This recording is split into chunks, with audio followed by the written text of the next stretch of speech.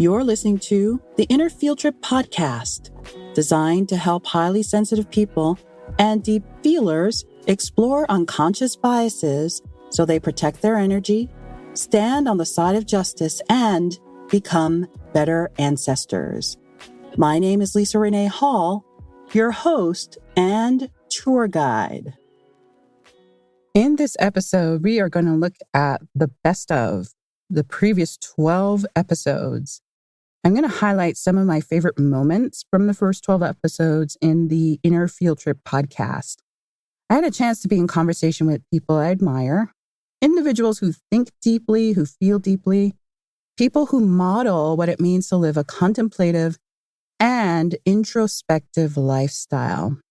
What I've loved is that beyond their social and ethnic and biological identities, each guest highlighted their complex and nuanced ancestry. That, as the Borg Queen said to Seven of Nine in an episode of Star Trek Voyager, and believe me, if I can pull in any lessons from Star Trek into anything I do, I will, and this is one of those moments. And this is what the Borg Queen said to Seven of Nine: you are unique.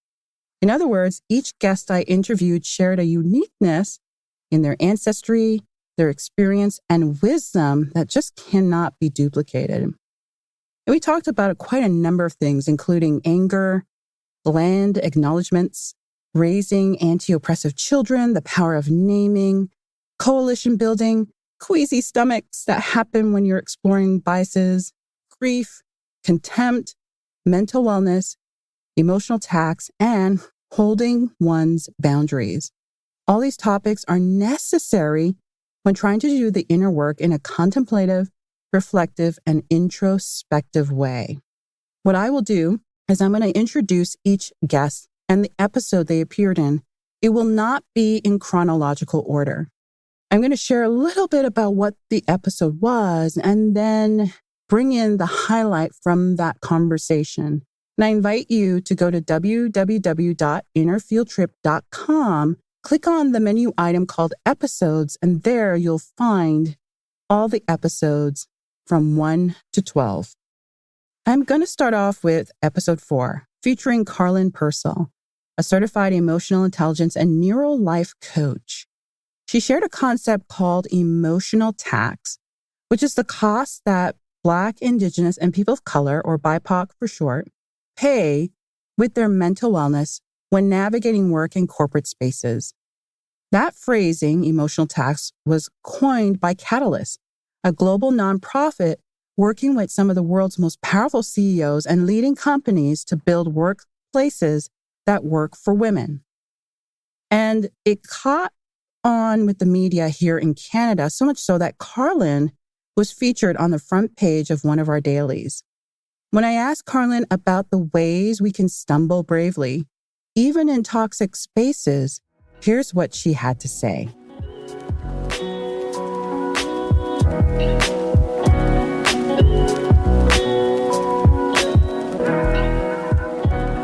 Stumbling teaches you about the deepest parts of yourself that has been either hidden from you. It could be because of oppression or lack of your inability to sit with yourself, because we talked about how hard it is to ride that emotional wave of change. Stumbling is where we gain our strength. And actually, stumbling is where we get to decide how we want to take up space in the world. Because sometimes you have to get knocked off where you are in order for you to understand that this is bad for your posture, this is not serving you, but you've just gotten comfortable where you stand in. So you've convinced yourself that this is your reality and this is the only way you can get what you want out of life. So I think stumbling is so necessary because stumbling reintroduces us to our higher selves. Because when you're down on that ground and you can see the dirt, you stumble, however you stumble, if that stumble took you right to the ground, you get to observe where you are. You get to look at that dirt. You get to look at behind you, or if you're on your back, look up on top. And the only thing you can do is go from there is up. So stumbling teaches you, how do you want to get up? Who do you want to get up as? You get to choose. And I don't know if people realize the beauty They and don't. the privilege of stumbling. Because it teaches you so much about yourself. So I'm a stumbler. I stumble all the time.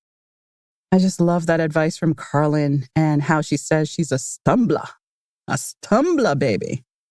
Again, that was Karlyn Percil, featured in episode 4. I kicked off the Inner Field Trip podcast, sharing what it is all about in episode 1. The last time I hosted a podcast was back in 2006, and so I was celebrating the return to hosting a podcast, and I was pretty excited.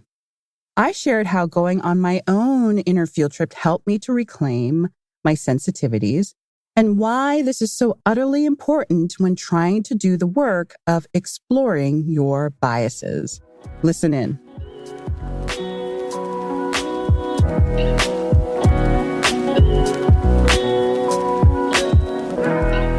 I help highly sensitive people and deep feelers, people with gentle, tender, quiet personalities, explore unconscious biases in a way that protects their energy. You see, there's a lot of individuals out there who can't go to marches either because of distance or disability. There are people out there who become overstimulated very easily by loud sounds and shouts and crowds.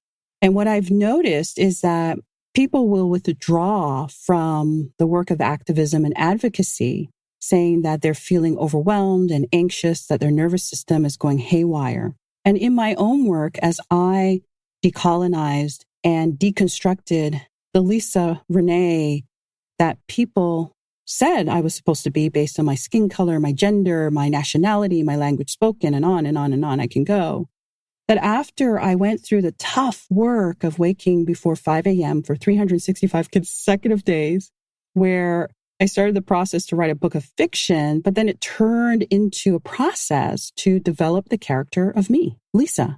And in that process, I discovered that my sensitivities is actually a very good thing, and that it had been diminished over the years, not because there was something wrong with me, but because the world doesn't know how to operate when people lead from a place of empathy, compassion, and of course, sensitivities. So I now work with sensitives and deep feelers so that they understand that what they're feeling when they watch yet another video of a person of African descent, a Black person being harmed by law enforcement, that the feeling of disgust that they're feeling that causes them to withdraw, to hide, is actually based on not just their emotions, but it's based on being so overstimulated that it causes pain within their nervous system.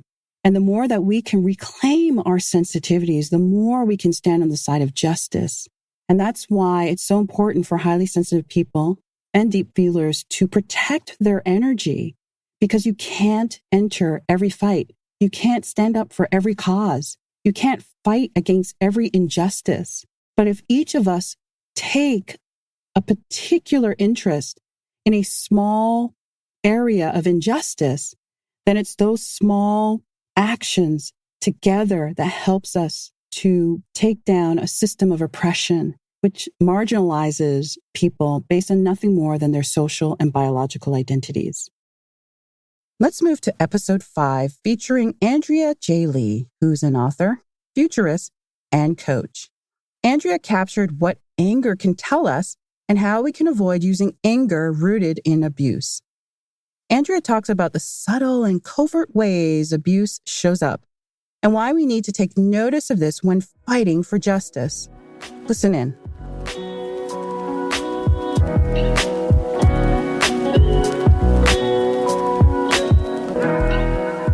I think that in society, in mainstream culture, we have this story that abuse is something that only happens in small pockets, like on some island far, far away to other people. And the most common reaction people have to that anger video that I put out is like, I can't believe it. You seem so kind and soft-spoken. And so that surprise and that reaction, I think, is at the heart of what I am trying to get out in the world, but sort of the inner reason. I think that as humans, we can't help but always be somehow like you like to say, the perfect word, stumbling with our power in the use of it towards each other, with each other, at each other. So coaches, how might we be being like abusive or like in between the lines, angry and taking things out on people around us, oppressive behavior, and so on? It's not an inquiry that I think should surprise us. I think it's an inquiry that we need to embrace. So to be a little bit concrete, I was talking to a coach the other day who talked about the chagrin they had when they realized that they had been really a bully to their virtual assistant. They hadn't realized it, but they had. Mm-hmm. Mm-hmm. I remember when Thomas Leonard passed away, when the whole schmozzle of what's going to happen now was happening, there were legal proceedings that occurred that were absolutely violent and did not take care of the people involved, myself included. And when we walk around in the world thinking, oh, there's no abuse of power happening, I'm just having my regular day, and here's my coffee, and here's my cell phone. And so we're not interrogating those things to ask, where is the oppression? Where is the violence? Where is the abuse? We have our eyes half shut or more. So that's the connection. It may seem like it's remote, but for me, it's very present in every action that I take. Every time that I coach someone and ask them, well, your decision about how you treat that client, where's the oppression in that? Where's the justice in that? Where's the humanity in that? Again, you can listen to episode 5 in its entirety. Now, here's the reality.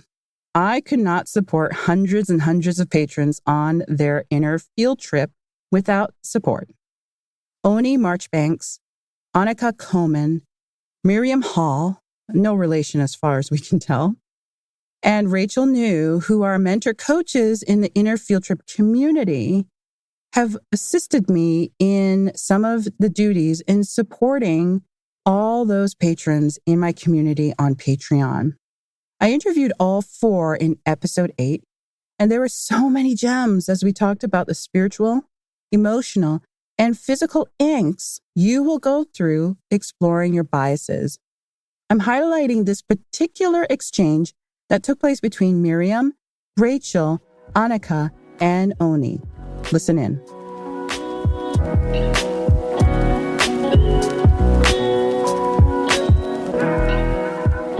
I think it's essential that we work together, because each of us are going to have time when we just feel like, is this ever going to change?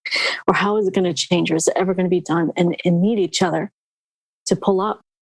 And sometimes I'm that person for someone else.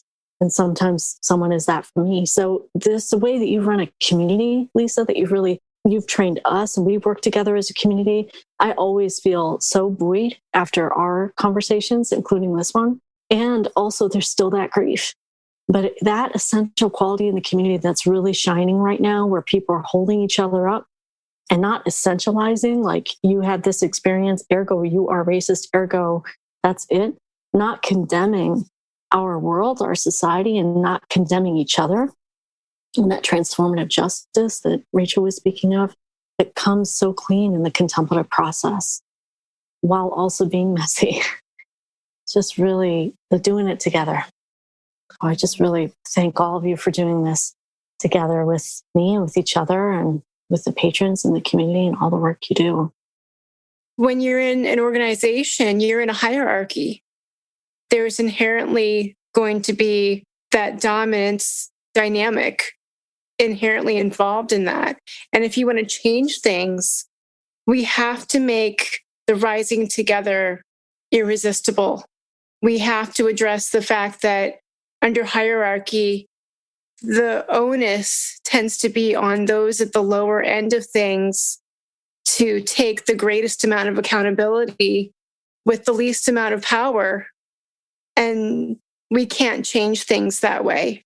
We need the leaders to take responsibility for being the examples for how to take accountability and transform our relationship to that.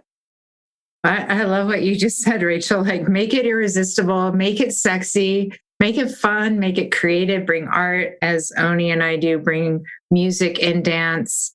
And I know without a doubt, speaking as a white woman, the place where whiteness occupied my being, as I metabolize that, as I heal that, I get to find more of who is Anakha essentially, who is Anakha as a soul, what's important to me. And that is priceless. That's worth every single heartbreak or loss or moment of confusion, to continue to find that ground of myself that is actually shared with Oni, Rachael, Leesa, Miriam, all of y'all.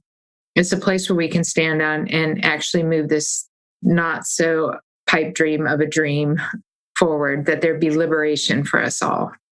Make the rising together irresistible. Thank you so much, Rachael. I'm going to use that. Thank you. Going forward, if a person comes to me and says, I'm done, I've got these tools, I am aware of what I need to do, I will say to them, done is not a season.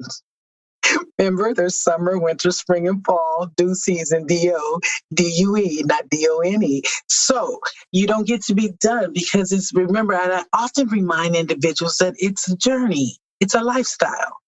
It's for the rest of your life. If you are connecting with my liberation, and our liberation is connected together in solidarity, then we're not done. And even when we rest on this side, I'll see you on the other side, drinking margaritas in a rocking chair, right? Right, absolutely. We've got a plan, you got a date. We're continuing into the afterlife. That's the type of exchange the five of us have every time we meet over Zoom. It's nourishing and educational and so much fun. I trust that you have a community you can rely on to nurture your deep thoughts. And that was episode 8. Let's move to episode 2, featuring Tiffany M. Jewell, best-selling author of This Book is Anti-Racist. She's also an educator and has taught students mainly in Montessori schools. Tiffany made an impassioned plea for teachers to do their inner work so that their classrooms are safe for Black children. I'm sharing a clip where Tiffany highlights where the origins of our biases come from when it comes to the over-surveillance of Black students in schools. Listen in.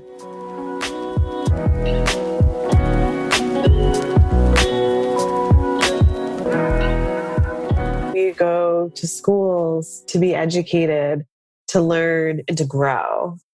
And schools are supposed to be a place where we feel physically safe, where we have the courage to grow and to learn.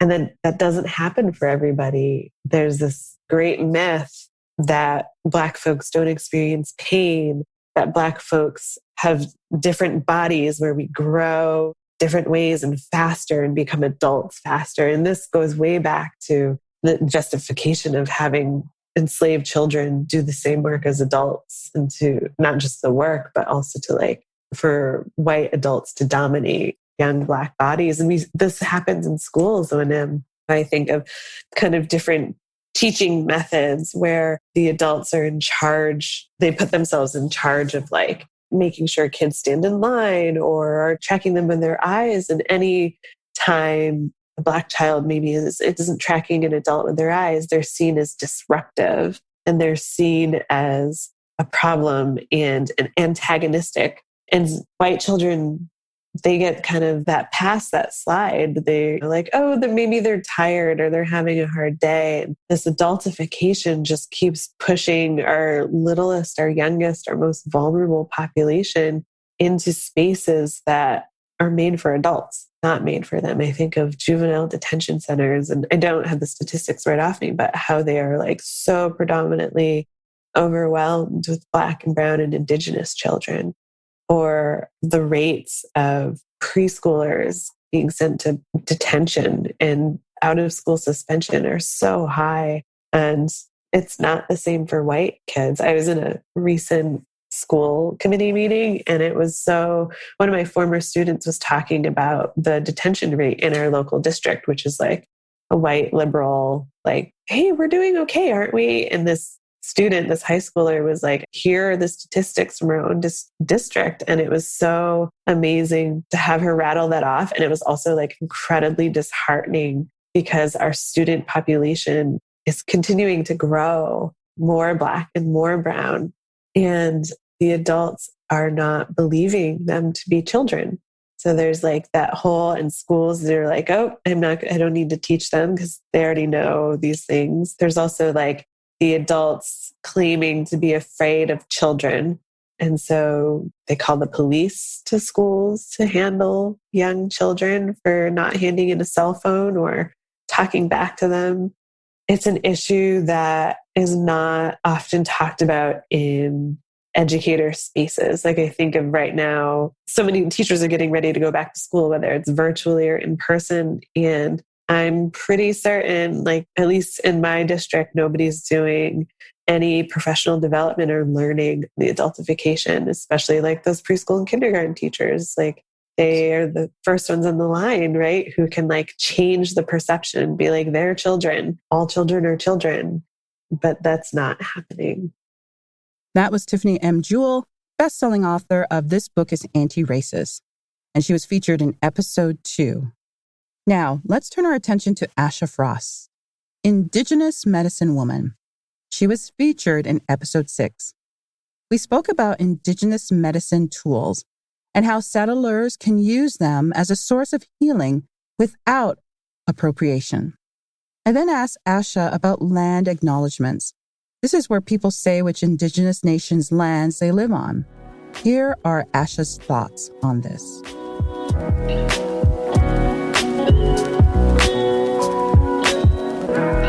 Land acknowledgments, they're so popular now, right? So I just think that's a start. It's a start, but I don't know if we're embodying it, to be honest. I think we're using it as words. And I think the embodiment, that's why I think as you spoke about the body, like even embodying, like, what does it mean when you're speaking these words? I'm in Anishinaabe land. What does that mean?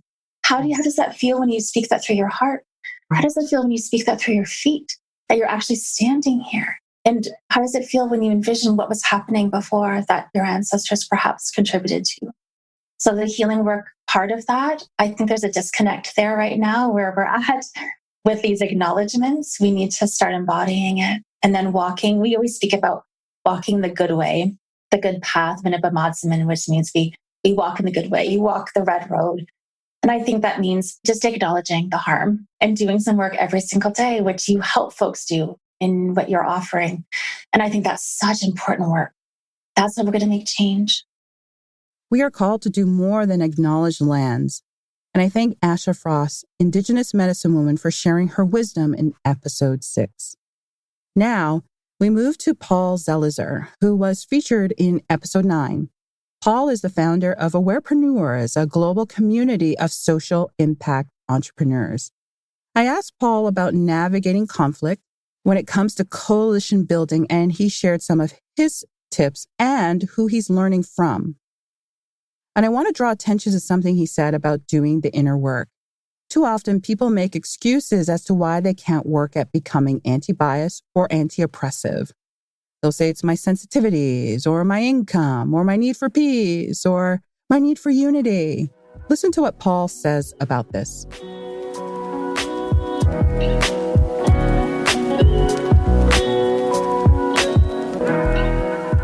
There's times when we can't do, if you're like in an incredibly intense trauma healing process, or you're like caring for an elderly parent who's on their way out. Okay, you get a pass. You just had a baby. All right, maybe this isn't the time to put a time and energy, it's your third kid, right? Or like COVID-19, like totally wiped out your financial well-being and you're not sure how your family's going to eat. You get a pass. If you've got like the basics taken care of, not like getting a new car. If you have transportation and food and a roof over your head, and you honestly are in any way a moral creature, and you're like thinking about, it's time to think about more than this. Comes from my collaborator here in New Mexico, Genevieve Chavez Mitchell. She's always talking about, we got to move out of the way, away from me, mine to we and ours. Me, mine is not, that's what got us into this mess. And there is no caring or ethical way to live a life in this time that I can see focused on me and mine to a large degree. The only way to live an ethical life that I know on this planet, what's happening right now, is to think about we and ours and the children and the future generations. And if that's not on your radar, like I'm not going to like go do your life, but get out of the way. Lisa's got work to do. I got work. My job is to go find the ours, the future generations and say, what do we do? It's a mess. Typically, at the midway point in each episode, I share a patron message. I don't have one to share in this episode, so instead, I'd like to extend a deep gratitude to some of my longest supporting patrons who have lovingly recorded messages that I included in episodes 1 to 12. I want to thank Jill Prescott, Julie Parker, Miranda Wildman, Elizabeth Purvis, Candace, Chezza Zoeller, Rebekah Borucki, and Sarah Turino for sharing how the inner field trip has helped them become more aware of their once unconscious biases and the way that awareness helps them to have better relationships, better boundaries, and a better sense of how they can protect their energy while standing on the side of justice. One thing I want to point out is that the inner field trip is not for everyone. And I would prefer that you sample the inner field trip experience without becoming a patron, just so that you can see whether or not this is for you. I invite you to go to www.exploringbias.com to try out Inner Field Trip using the 9 free writing prompts on that page. You see, the Inner Field Trip is a movement. It's not something you dip your toe in. I'm not looking for people to join my community on Patreon to see how it feels. This is not a revolving door. You see, when I go hiking, before I commit to gear on the longer hikes, so maybe it will be a hike that will take me 5 hours or a day, I want to first test the gear on short walks around my neighborhood or on paved trails that are close by.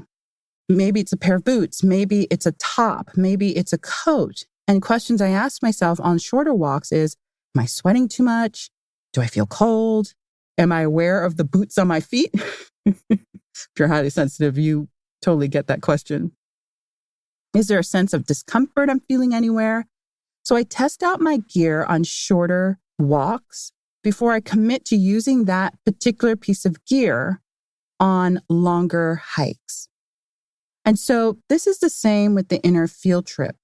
There is a way for you to test out the gear without making the commitment to the longer quest. That's why if you go to www.exploringbias.com, you can test out the inner field trip experience using those free prompts. There are instructions on the page on what to do, and you can do 1 prompt a day over 9 days. Then, if it feels like something that you want to work on, if it feels like it aligns with your personality, then become a patron inside the community on Patreon. Now, the other thing I want to point out about Patreon and the community that has built up there is that not only is it a mission and a movement, but it's also based on creating deeper relationships. If you're joining because you expect me to deliver 1 new writing prompt a day or a week, then that's a transactional relationship and that is not going to work. I do not build the community on Patreon based on transactions. I based it on relationships. And so there are many people in my community on Patreon that have been supporting me since 2017, 2018. Sometimes there might be a financial matter which prompts them to leave for a little while, but they always come back. And why? Because we're forming a deep relationship. And when there are no prompts being delivered, or when we're not doing the 10-day live quest that takes place 2 to 3 times a year, then your continued support as a patron in my community on Patreon helps to finance the production of this podcast. Because believe me, if I had to do this all by myself, I would have stopped a long time ago.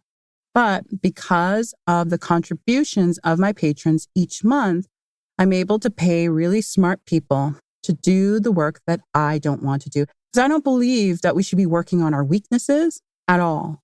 I believe that we should focus in on our strengths and hire people, if we have the financial means to do so, to fill in where we're weak. Because whatever's in our yuck bucket the things we don't want to do, that is life to someone else. And I'd prefer to spend good money hiring the right people to help me with the things I don't want to do so that I can remain consistent. And the last thing I want to say about the community on Patreon is I often get people who come along and they see it's $5 a month or $10 a month. And you could choose from 4 predetermined amounts. And I have some people say, oh, there must be another way for me to support you. I mean, $5 a month feels like it's not enough. Or I've had someone come up and say, oh, with all the people following you, I'm surprised you don't have more people supporting you on Patreon. How can I support you? What can I do? And really, all you need to do is just become a patron. That's it. Because yes, $5 a month, $10 a month, depending on how much disposable income you have, doesn't seem like a lot. And especially with what you get in return, you might be feeling, this feels like I'm taking and taking and taking. But that's the attitude of the dominant culture.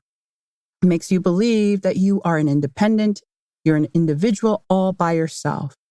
Because when you multiply $5 a month by hundreds and hundreds of patrons, then not only does it help me to pay for team members to help me with the areas where I don't want to spend my energy, but it also frees up my time so that I can focus on creative pursuits, so I can continue to bring really great content to my patrons. So please release that idea that it's not enough.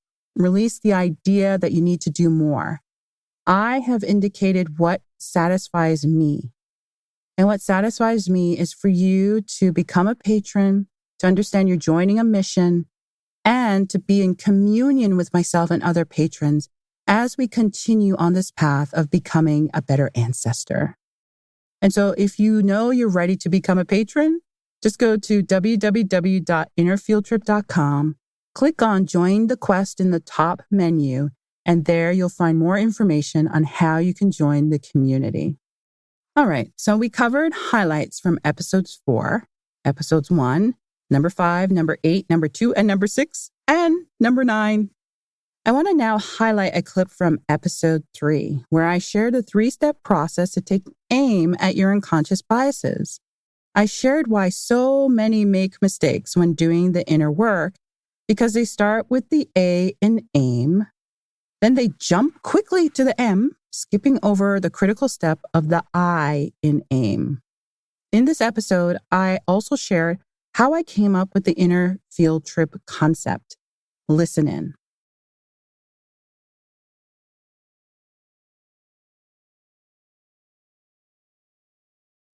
At the time, I called my process the Contemplative Methodology. I think that's about 8 or 9 syllables. And I didn't really like it, but it was the only thing that I could think of to explain my process. What I do with my process is I create writing prompts to help us unpack biases. Some mistakenly call me an anti-racism educator, but I'm not, because my writing prompts and my body of work doesn't just focus on the issue around skin color privilege and racism. What I do is I look at the traits that uphold the dominant culture, that uphold a culture of oppression. And I develop writing prompts to help us to question and interrogate the ways in which we uphold those various systems or those various traits. So towards the end of 2019, after I had gone on a multi-city tour where I went to different cities throughout North America, Canada, and the United States, and brought my workshop to different cities that I visited, I was sitting back and it was December 2019, and I was planning to go to Australia and New Zealand and bring the workshop to different cities in those 2 countries. And so at that point, because I had gone on tour, I realized that I loved the idea of visiting different locations. I also, while on tour, I took my camera and I started telling and capturing stories of me as I was on tour. And of course, I loved meeting my patrons in person in each of the cities. I like to say that although I missed home, I didn't feel homesick. And although I still had my sights on Australia and New Zealand, the fires that started in Australia put a stop to my plans. I didn't feel it was appropriate for me to go and do a tour while Australians were focused on saving their biodiversity from these fires. And so I put a pause on planning my trip to Australia and New Zealand and watched with interest as to what was happening with these fires. And then COVID. Oh boy, COVID-19 definitely put a stop on everything as countries started to close their borders. And when Prime Minister Trudeau put out a call saying, if you are Canadian, it's time to come home, I knew to myself, hey, this is not the time to be planning trips around the world. And some of the places I wanted to visit is, I wanted to go to a place called Hogan's Valley in Vancouver. That is the site of what some consider to be Canada's Black Wall Street. On the opposite side of the country, I wanted to visit Preston, Nova Scotia. Preston was actually the site of the first wave of Jamaicans who were forcibly removed from the island of Jamaica to Preston, Nova Scotia, as part of a treaty that was signed with the British militia. There were also spots throughout the United States that I wanted to visit where some of my ancestors had done some significant things. I have an ancestor who was part of a committee that financed or made funds available for a lawsuit that a gentleman with the last name Plessy had brought forward against the Louisiana train system in order to challenge its segregation of the train system. And so it was a deep, deep plan that I had of bringing the classroom into real life locations. I also had a vision of doing other field trips to museums that for some, they don't have anyone in their family that would want to go to different museums commemorating and remembering different events throughout American history. And so I was going to plan those type of trips and we would go there together. And of course, do reflective writing afterwards to reflect on our experience. So COVID-19 changed everything. And as I sat here wondering what was next and how I can bring a field trip experience to my patrons, knowing that we just could not travel, that's when I started to ruminate in my head and through reflective writing started to dig deeper and take a look at, okay, if I can't do a physical field trip, maybe I can do a virtual one. And then as I sat there and reflected more, I said to myself, but we don't do virtual field trips. We actually do inner field trips. And I sat there and I thought, and the more I repeated inner field trip, inner field trip, inner field trip, the more I realized that I had landed on the phrasing that captures exactly what we do. Very interesting, very interesting. That if it wasn't for the pandemic, then my thought process would not have gone where it went to then develop Inner Field Trip as the catch-all name for the process that we do. The Inner Field Trip is now a registered trademark. Talking about naming things, episode 7 features Kelly Diels, feminist marketing consultant. She spoke about the power of naming things and why this is a social justice issue. Kelly shared some wisdom about white fragility and why it's a sign of misplaced loyalties. And she shared the ways in which you can protect the process you name without having to hire a lawyer, as I did, or register the word as a trademark, as I did. And this is a really beautiful concept so that you can prevent yourself from being erased. Listen in.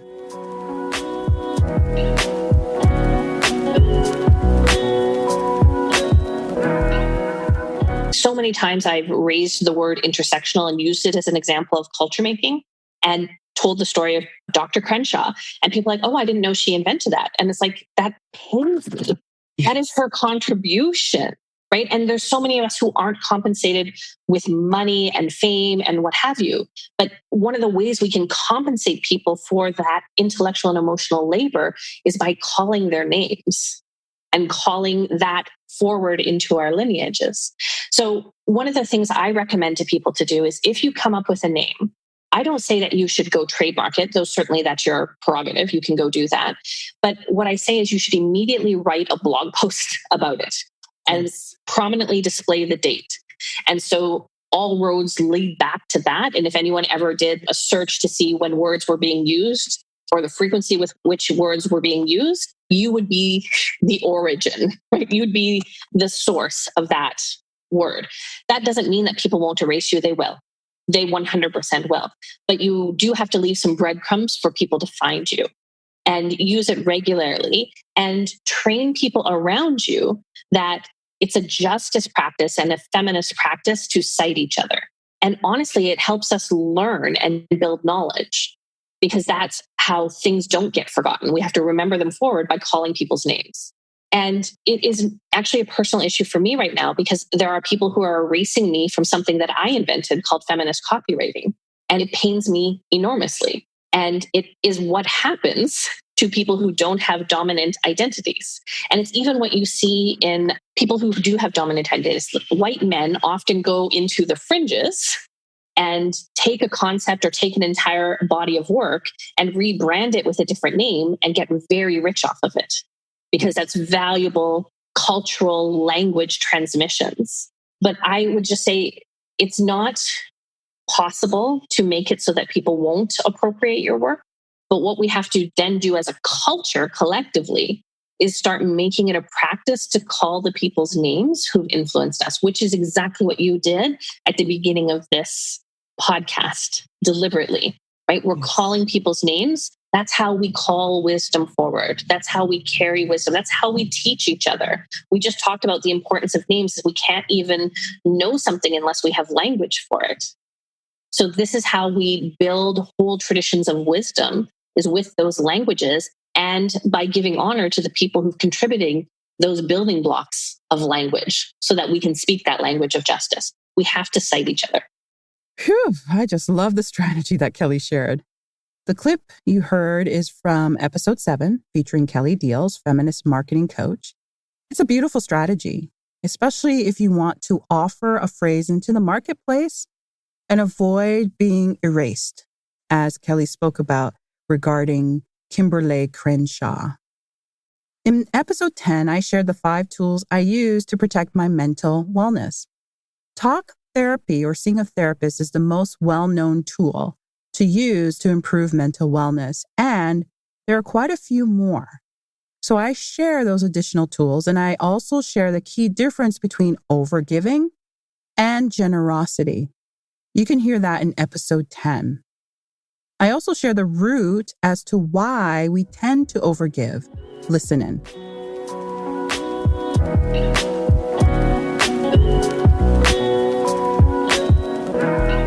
If you identify as highly sensitive or a deep feeler, one of the reasons why we people please is to hide our sensitivities.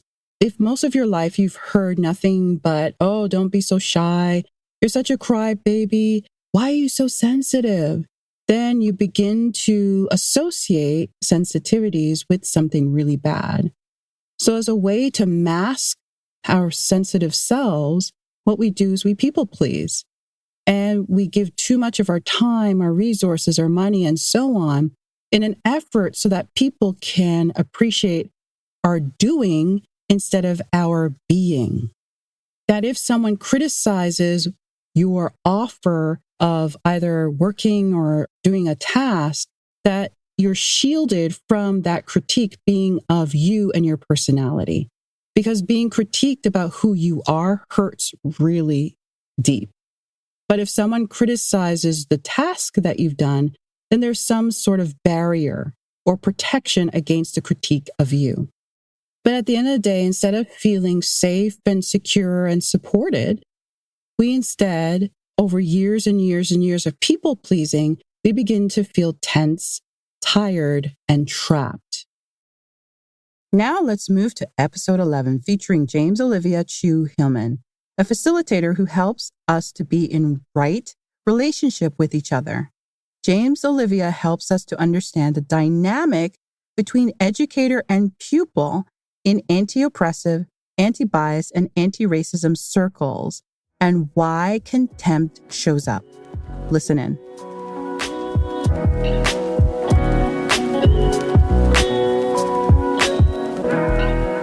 You put someone on a pedestal, and up on that pedestal, they are not fully human because they're your priest or your whatever. They're on a pedestal. And in order to remove them from the pedestal, it can't just be, I mean, it can, but for some people, it won't be just the value of our existence is same. And we are now operating from healthy self-esteem. It's, you're still up there on that pedestal, but now you're scary. You're an ogre. You're not here to save me. You're here to hurt me.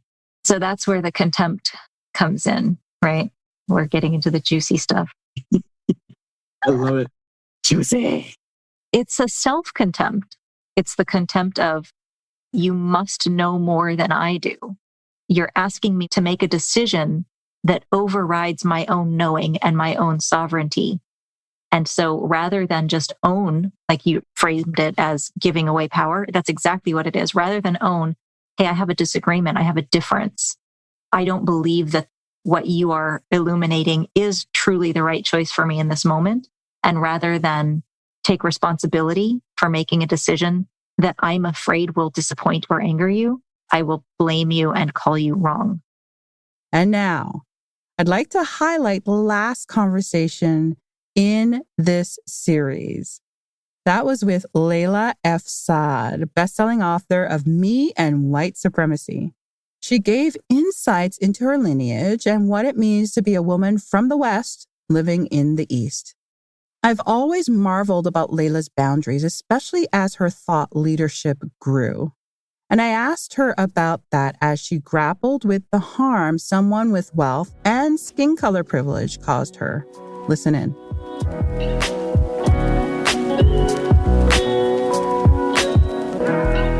Having white privilege is one thing. Having extreme wealth privilege on top of white privilege is a whole other thing. And there's a level of entitlement and lack of empathy that comes from being in that space that I really think that people who are in that position need to do very, very deep work within themselves to be aware of the ways in which they're causing harm that they don't even realize. That it's not just enough to pay lip service to the work, but you have to really see that I hold immense privilege. And the added layer of then being a public person, right? And people assuming that you shouldn't have boundaries, that they should be able to have access to you, and that them offering you their platform is a favor that they're doing you as opposed to a great gift that they get to receive. But it's so critical that for anything in life, you need to have strong boundaries, but especially if you consider yourself introverted, you are affected by energies, you're stimulated and can get overstimulated so easily.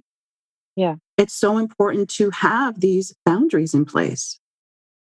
And that was best-selling author of Me and White Supremacy, Layla F. Saad, talking about the need to have strong boundaries in episode 12. And that's a wrap.